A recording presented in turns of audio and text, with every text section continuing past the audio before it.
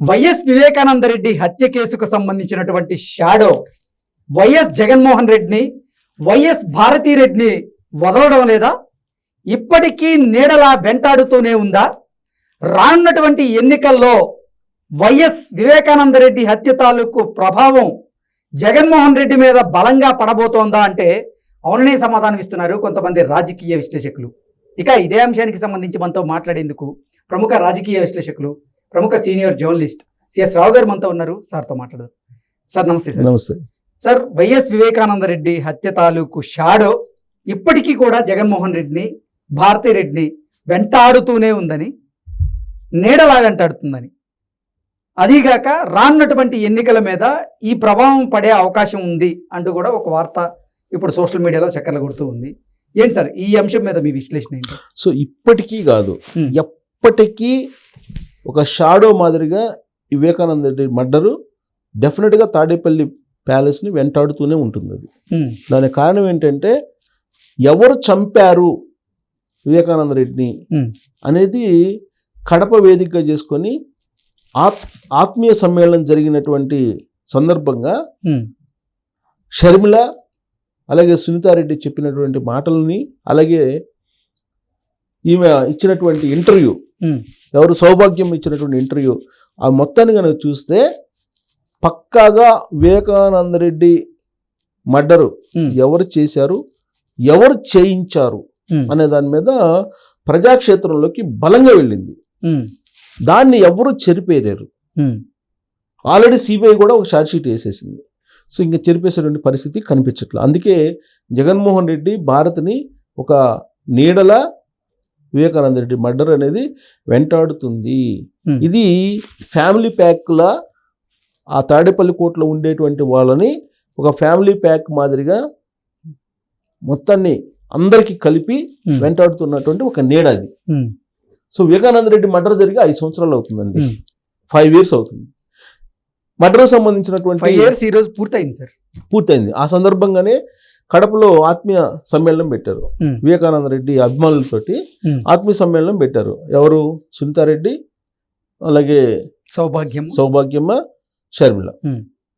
వీళ్ళు ఎవరు? వీళ్ళు తోడబుట్టిన వాళ్ళు ఇద్దరు, పిన్నమ్మ, సౌభాగ్యమ్మ. ఆడపడుచులు తోడబుట్టినటువంటి వాళ్ళు బయటకు వచ్చి రోడ్డును పడి ఆ మర్డర్ గురించి చెప్తున్నారని అంటే చిన్న విషయం అనుకుంటున్నారా? అసలు ఆడబిడ్డలు కళ్ళెమ్మట నీళ్ళు పెడితేనే అది దరిద్రం. ఆ ఇంటికి అసలు ఎంత దరిద్రం అంటే అంత దరిద్రం అని చెప్పి సనాతన ధర్మం, హిందూ ధర్మం చెప్తోంది. సరే, సనాతన ధర్మం, హిందూ ధర్మం వాళ్ళకి అర్థం కాకపోవచ్చు, కానీ తోడబుట్టింది కన్నీళ్లు పెట్టినటువంటి ఇల్లు బాగుపడినటువంటి దాఖలాలు ఎక్కడ ఉండవని చెప్పి పెద్దలు చెప్తుంటారు. నేను కాదు, పెద్దలు చెప్తుంటారు. అలాగే ఇంటికి దీపం ఇల్లాలనేది ఒక నీతి, ఒక సామెత, ఒక కొటేషన్. అది చిన్నప్పుడు చదువుకుంటూ ఉంటాం. వేమన శతకాలతో పాటు ఇది కూడా ఇలాంటి కొటేషన్. ఆరోగ్యానికి మహాభాగ్యం, ఇంటికి దీపం ఇల్లాలు, ఇవన్నీ కూడా అప్పుడు చెప్పించేవాళ్ళు చిన్నప్పుడు. సో అలాంటి ఇంటికి దీపం ఇల్లాలు అని అంటే ఆ ఇంటిని చక్కబెట్టేటువంటి బాధ్యత ఇల్లాల మీద ఉంటుంది. ఆ ఇల్లాలు కొంచెం అటు ఇటు అయిందంటే ఆ ఇల్లు రోడ్డును పడుతుంది. ఇప్పుడు సౌభాగ్యం కానీ లేదంటే షర్మిల కానీ డాక్టర్ సునీత కానీ చెప్తున్న దాని ప్రకారం భారతీరెడ్డి యొక్క ప్రమేయం ఇండైరెక్ట్గా ఈ మర్డర్ కేసులో ఉంది, ఆమెకు తెలుసు ముందుగానే అనేటువంటి అనుమానాన్ని ఆత్మీయ సమ్మేళనంలో వ్యక్తం చేశారు. ఇండైరెక్ట్గా తెలిసే జరిగింది, వీళ్ళకి తెలిసే జరిగింది. తెలిసి జరగకపోతే లేదా వాళ్ళకి తెలియకుండా జరిగితే ఎంక్వైరీ చేయాలి కదా, ఎందుకు చేయట్లేదని అడుగుతున్నారు వాళ్ళు. ప్రభుత్వంలో 2019 నుంచి ఇప్పటి వరకు ఉన్నావు కదా, ఒకవేళ సునీతారెడ్డి లేదా ఆమె భర్త చంపి ఉంటే నువ్వు ఎంక్వైరీ చేసి శిక్షించవచ్చు కదా, నువ్వు ఎందుకు శిక్షించలేదు? నువ్వు వివేకానంద రెడ్డి మర్డర్ చేసినటువంటి వాళ్ళని కాపాడుతూ ఆ తప్పుని తోడబుట్టిన దాని మీద వేసేటువంటి ప్రయత్నం చేస్తున్నావు అనేది ఇప్పుడు షర్మిల ప్రశ్నిస్తూ ఉన్నారు. ఎంక్వైరీ జరగకపోవడం అనేది ఒక ఎత్తు, జరపకపోవడం అనేది ఇంకొక ఎత్తు. కానీ ఆ మర్డర్ని అంతకులు ఎవరైతే ఉన్నారో వాళ్ళు శిక్షించకుండా అధికారం ఉన్నప్పుడు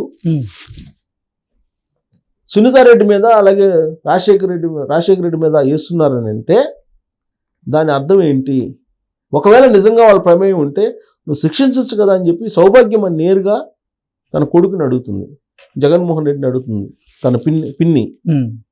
అంటే ఇంటిలో వాళ్ళే నిన్ను నిలదీస్తున్నప్పుడు ప్రజాక్షేత్రంలో నిన్ను ఏమనుకుంటారు అనేది ఒకసారి ఆలోచించాలి కదా. సో తాడేపల్లిలో జరుగుతున్నటువంటి మొత్తం వ్యవహారాలను కనుక చూస్తూ ఉంటే భాగ్యం వీళ్ళు చెప్పిన దాని ప్రకారం ఆత్మీయ సమ్మేళనంలో ఆ మొత్తం కోటరీలో ఉండేటువంటి వాళ్ళు కొంతమంది ఉన్నారు. ఆ కోటరీ మొత్తం వివేకానంద రెడ్డి మర్డర్కు సంబంధించినటువంటి అంశాలని పక్కదోవ పట్టిస్తున్నారు అనేది వాళ్ళ అనుమానం. చంపిన వాళ్ళెవరో, చంపించినటువంటి వాళ్ళు ఎవరో క్లియర్గా తెలుసు జగన్మోహన్ రెడ్డికి అనేది డాక్టర్ సునీతారెడ్డి, షర్మిలకి, సౌభాగ్యమకి ఉన్నటువంటి నమ్మకం. డెఫినెట్గా వాళ్ళకి తెలుసు అని. పైగా దీన్ని పక్కదోవ పట్టించేటువంటి ప్రయత్నం చేస్తూ ఉన్నారు. ఒక ఆడబిడ్డ తోడబుట్టింది న్యాయం కోసం కోరుతుంటే దాన్ని పక్కదోవ పట్టించే ప్రయత్నంతో పాటు తన వైపే తిప్పేటువంటి ప్రయత్నం చేస్తున్నావు, ఇదేమి న్యాయం అని అడుగుతున్నారు. వైఎస్ బతికున్నప్పుడు, రాజశేఖర రెడ్డి బతికున్నప్పుడు తోడబుట్టినటువంటి వాళ్ళని ఏ విధంగా చూసుకున్నారు, తోడబుట్టినటువంటి వాళ్ళని జగన్మోహన్ రెడ్డి ఎలా చూస్తున్నారు అని చెప్పి వాళ్ళు ఆ వేదిక మీద నుంచి విడమర్చి చెప్పారు. ప్రాణప్రదంగా రాజశేఖర రెడ్డి తన తోడబుట్టినటువంటి వాళ్ళని చూసుకునేవాళ్ళు. ఆర్థిక ఇబ్బందులు ఎన్నున్నప్పటికి కూడా రాజశేఖర రెడ్డికి 2004 ముందు ఆయన పడినటువంటి ఆర్థిక ఇబ్బందులు అందరికీ తెలిసిందే. లాస్ట్కి హైదరాబాద్లో ఉండేటువంటి ఆ గవర్నమెంట్ ఇచ్చినటువంటి సైట్ని కూడా వేలానికి పెట్టారు. దాన్ని అమ్మడానికి సిద్ధపడ్డాడు. కానీ ఏ రోజు తోడబుట్టినటువంటి వాళ్ళని నిర్లక్ష్యం చేయలేదు. తోడబుట్టినటువంటి వాళ్ళ కంట్లో నీళ్లు రానివ్వకుండా ఆయన చేయగలిగారు. కంట్లో నీళ్లు రానివ్వలేదు. తోడబుట్టినటువంటి వాళ్ళని ప్రాణప్రదంగా చూసుకున్నారు. ఆయన వారసత్వంగా వచ్చినటువంటి జగన్మోహన్ రెడ్డి తోడబుట్టినటువంటి వాళ్ళని కన్నీరు పెట్టిస్తున్నారు. తోడబుట్టినటువంటి వాళ్ళని హంతకులుగా చూపించేటువంటి ప్రయత్నం చేస్తున్నారు అనేది ఆత్మీయ సమ్మేళనంలో ఆడపడుచులు వాళ్ళు వచ్చిన మహిళలు చెప్పినటువంటి మాట. వాళ్ళ ఇంటికి సంబంధించినటువంటి మహిళలు. అంటే పబ్లిక్ ఏమనుకుంటారు, పబ్లిక్ ఏ విధంగా రిసీవ్ చేసుకుంటారు. ప్లస్ పులివెందుల్లో తన సొంత గ్రామంలో, తన సొంత నియోజకవర్గంలో, సొంత ప్రాంతంలో, జన్మభూమిలో ఈ ఆత్మీయ సమావేశాన్ని పెట్టుకోవాలంటే జగన్మోహన్ రెడ్డి ప్రభుత్వం అడ్డుకుంది, పర్మిషన్ ఇవ్వకుండా. ఒక హాల్ను బుక్ చేస్తే ఆ హాల్ ఓనర్కి ఫోన్ చేసి ఇవ్వకుండా చేశారనేది ఇప్పుడు వాళ్ళు చెప్తూ ఉన్నారు. అందుకని కడప జిల్లా హెడ్ క్వార్టర్లో వాళ్ళు ఆత్మీయ సమ్మేళనాన్ని పెట్టుకొని వాళ్ళ యొక్క గోడును వెళ్ళబోసుకున్నారు. ఇదేనా తాడేపల్లి సిద్ధాంతం? లేకపోతే తోడుపుట్టినట్టు వాళ్ళని ఇలానే చూసుకునేది. ఆయన సినిమా తీశారు, ఇది యాత్ర 1, యాత్ర 2, తర్వాత వ్యూహం, శబదం, ఇవన్నీ తీశారు కదా సినిమాలు. ఈ సినిమాల్లో తోడబుట్టినటువంటి వాళ్ళని ఏదో డైలాగ్ కూడా ఉంటుంది రాజశేఖర రెడ్డిది. ఒక మహిళ వచ్చి మన ఇంటి దగ్గర వచ్చి అడిగితే అది ఎంత నష్టమైనా కానీ మనం చెయ్యాలి అని చెప్పి ఏదో టికెట్ కోసం వస్తే అది సినిమా, యాత్ర సినిమా అనుకుంటా. అలాంటి సంస్కృతి, సాంప్రదాయాలు, లేదంటే అలాంటి విశ్వసనీయత, అలాంటి కట్టుబాట్లతోటి ఉన్నటువంటి కుటుంబంలో ఇవాళ ఏం జరుగుతుంది అని అంటే వాళ్ళు చెప్తున్నారు, రాజశేఖర రెడ్డికి రక్తం పంచుకొని పుట్టినటువంటి బిడ్డవు కదా నువ్వు, ఏం చేస్తున్నావు అని చెప్పి అడుగుతున్నారు డైరెక్ట్గా, సూటిగా. కాబట్టి మీరు జగన్మోహన్ రెడ్డికి ఓటు వేయొద్దు అని చెప్పి వాళ్ళు ప్రచారం చేస్తున్నారు. ఎందుకంటే న్యాయస్థానాల్లో కూడా మాకు న్యాయం జరగకుండా అడ్డుపడుతున్నాడు జగన్మోహన్ రెడ్డి అనేది వాళ్ళు చెప్తున్నటువంటి మాట. అందుకే ఇప్పుడు మేము ప్రజాక్షేత్రంలోకి వస్తున్నాం, ప్రజలకు వివరిస్తున్నాం. ప్రజాక్షేత్రంలో జగన్మోహన్ రెడ్డిని ఓడించి తీరుతాం. ప్రజా తీర్పు జగన్మోహన్ రెడ్డిని గద్దె దించేలా ఉండాలని ఒక శపథం చేశారు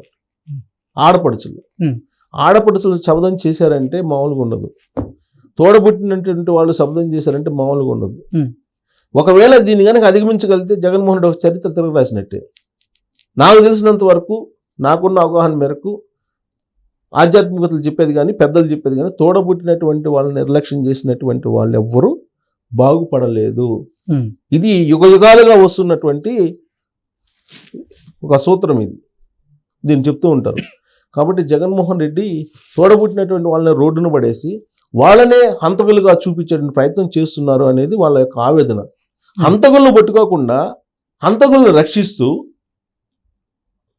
అసలు మర్డర్ జరిగేది కూడా తెలుసు ముందు, కానీ దాన్ని ఆపకుండా హంతకులను రక్షించే ప్రయత్నం చేస్తున్నారు మా అన్న అని చెప్పి షర్మిల చెప్తుంది. డైరెక్ట్గా షర్మిల చెప్తుంది.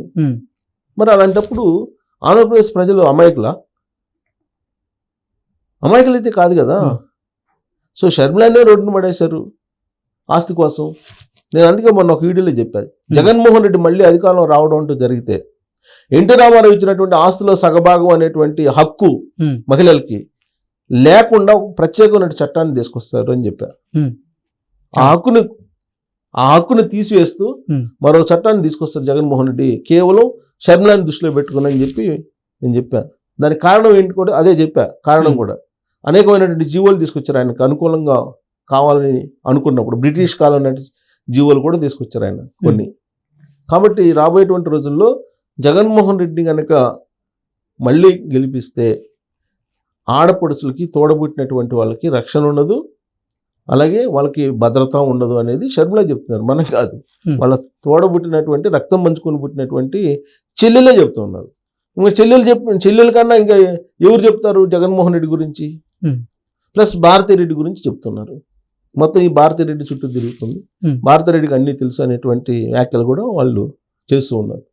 కాబట్టి డెఫినెట్గా ఇప్పటికే కాదు, ఎప్పటికీ బతికున్నంతకాలం వివేకానంద రెడ్డి మర్డర్ కేసు అనేది ఒక నీడల జగన్మోహన్ రెడ్డిని, భారతిని, ఆ ఫ్యామిలీని వెంటాడుతూనే ఉంటుంది అని చెప్పడంలో ఎలాంటి సందేహం లేదు.